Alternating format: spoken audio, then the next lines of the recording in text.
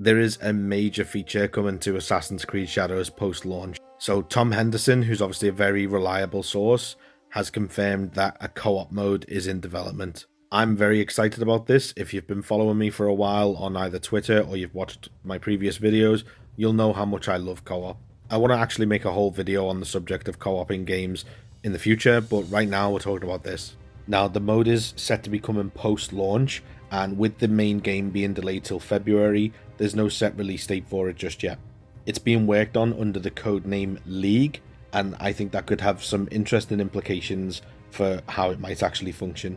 In the article, Tom Henderson presumes that you'll be able to play as Yasuke and Naoe, which does make sense on paper.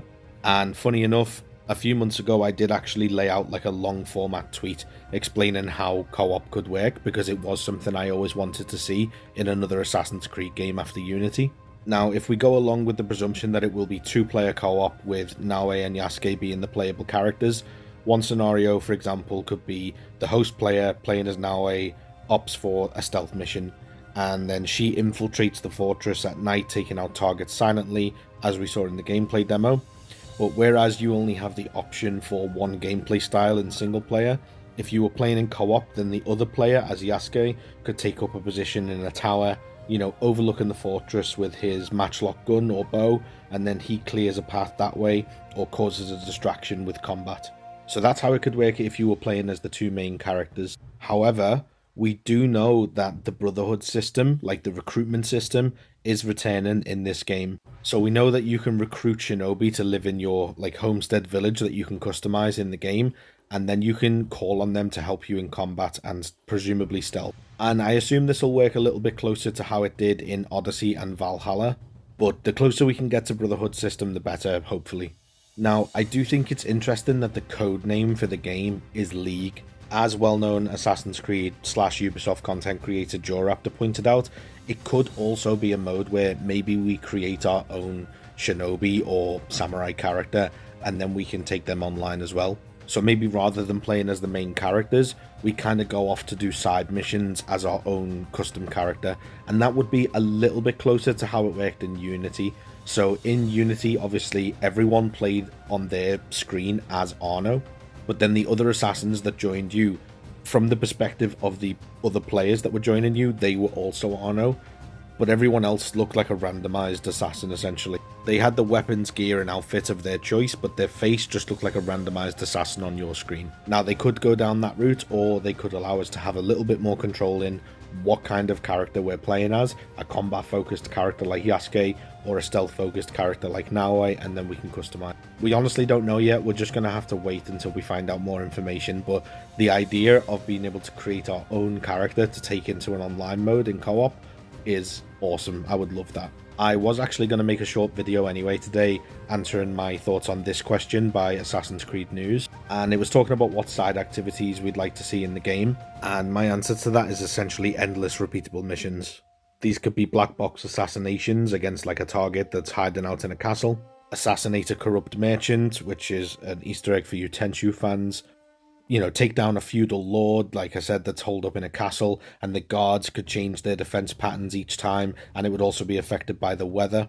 It could be eliminate groups of bandits terrorizing the countryside, Seven Samurai style. Defeat a Ronin that's challenged you, so you could have something like the hunter system from the RPG games, where there's like these powerful enemies that are hunting you around the map. There's all kinds of like repeatable, endless content that they could do, and the weather system could have a big impact on that. And it could be essentially randomly generated, where it's a fairly simple structure of like, go here and assassinate this target, or wipe out this bandit camp, things like that.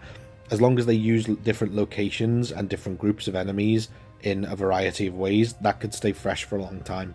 But if we combine that with the idea of co-op, then there's essentially like a limitless amount of content there, because you could do these randomized missions with a friend, and that's just always more fun anyway, because you can coordinate how you want to attack, whether you want to go in stealthy, whether you want to go in loud. Another reason I think it would be good to have our own custom characters rather than playing as Naoe and Yasuke in the co-op mode is that if it was limited to Naoe and Yasuke, then someone essentially has to play as the combat character with limited stealth and parkour, and someone has to play as the stealth character, and that is an interesting dynamic, But what if you both want to play super stealthy together, or you both want to play combat together? If you have the option to create a custom character, or at least go with like a pre-selected sort of, like generic shinobi or ronin or samurai, then you have the option of how you want to play and coordinate as a group, which is one of the really cool things about Ghost of Tsushima Legends.